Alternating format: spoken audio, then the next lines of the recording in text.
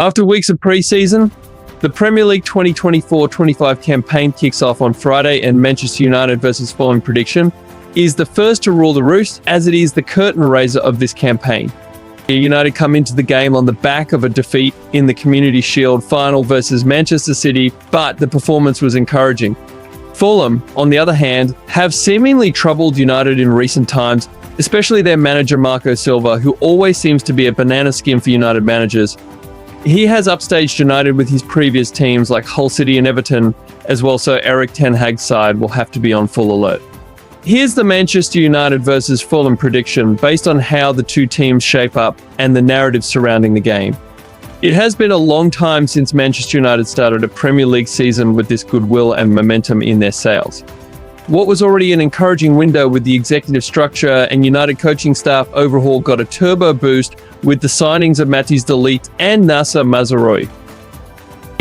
Add Joshua Zirkzee to the equation, and the team on Friday could have 3 debuts straight away due to United's injury problems. Fulham, on the other hand, have also been active in the market, with Emile Smith-Rowe from Arsenal their marquee arrival, who is expected to make his competitive debut versus United. Contrary to United, they have no injury worries, so Silva will have the full quota of players to choose from for this one. Fulham's interest in Scott McTominay adds a unique wrinkle to the game, as they've already had 2 bids rejected and the interest in McTominay has developed since then.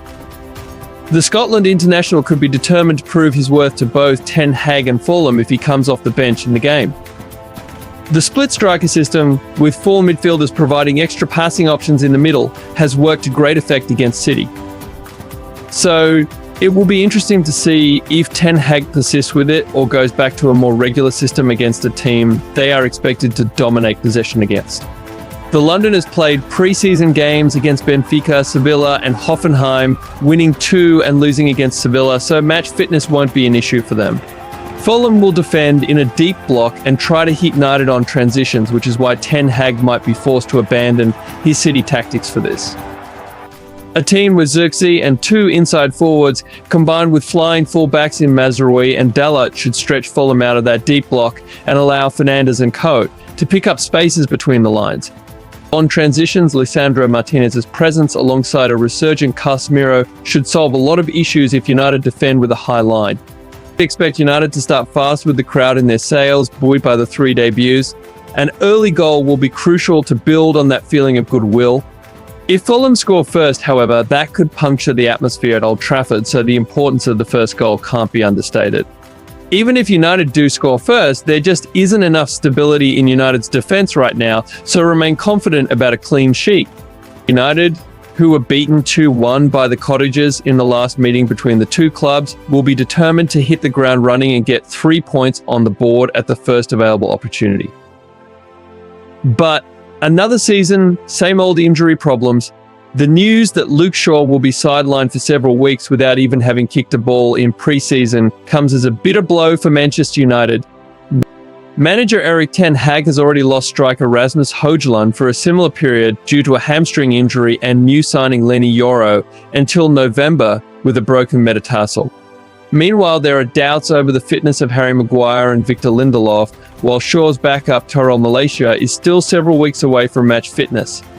New signings Matthijs de Ligt, Moussa Mazraoui and Josh Zirkzee are all short of match fitness. One thing that does seem certain is that Andre Onana is nailed on to start in goal after cementing his place as the club's first-choice goalkeeper last season. He improved as last season unfolded and ended the campaign with 13 clean sheets to his name across all competitions. As far as the defence is concerned, it all depends on how tempted Ten Hag may be to throw de Ligt and Mazraoui in from the start. The Dutchman sometimes takes a cautious approach with new additions, but a lack of full-back options could force his hand. Mazraoui did get a little bit of a pre-season, playing a total of 50 minutes in 2 friendlies for Bayern Munich, so given the lack of other options, we think Erik ten Hag will risk him at right back with Diogo Dalot switching to left back. Young Harry Amass, who impressed on the tour, is another option at left back. While some are guessing that Maguire will be fit enough to partner Lisandro Martinez at centre back, and if not, Johnny Evans could be called in.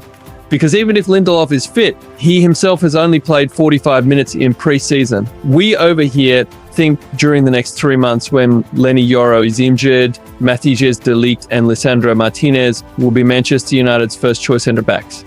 Harry Maguire will still get game time too, as United will want to manage both of their minutes carefully, as Martinez and de Ligt have had short pre-seasons. On Friday night against Fulham, we could see both Martinez and de Ligt start, with the Argentine moving back into the centre after his emergency left-back role in the Community Shield. In midfield, Casemiro produced a good account of himself in last weekend's Wembley tussle with City and is likely to start at the base of the engine room. Kobbie Mainoo also started at Wembley and is likely to retain his place. Zirkzee was not even given minutes off the bench against Manchester City in the Community Shield on Saturday, so he seems unlikely to start up front. This means Ten Hag will probably persist with playing Bruno Fernandes as a false nine, with Mason Mount tucked in behind. The wing positions make for an interesting selection dilemma. The standout star in pre-season was undoubtedly Amad Diallo. Marcus Rashford has shown flashes of his best, but again, squandered numerous chances against City as the confidence seemed to visibly drain from him.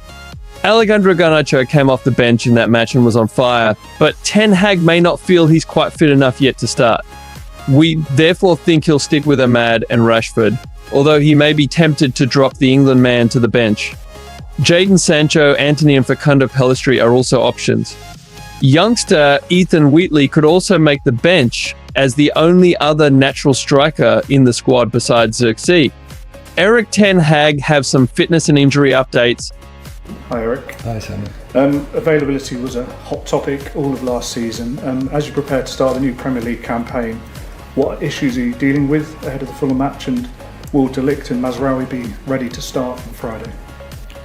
The issues are there, but it's not about the players who are not available. And there's also what I said always last season, it's about the players who are available, and we have a good group. We can make a strong selection, we can put out a strong team, so we will do. Will Mazraoui and de Ligt be ready to start tomorrow? And how's Harry Maguire? They will be in the squad. And Harry Maguire? And Harry Maguire will be in the squad as well. Eric, the club put out a statement about Luke Shaw. I think most people after last season thought that because he'd been away with England that he would be fit. How far is he away from actually playing for Manchester United? I think he will return in the short term. Doesn't take long, and we're looking forward. Of course, Luke Shaw, very important player for our team. He's a massive important. So we want to get him back as soon as possible, but we can't force this process. Taking all that into account, we at Red Talk TV predicts Manchester United 3, Fulham 1. What are your own predictions? Let us know in the comments section below.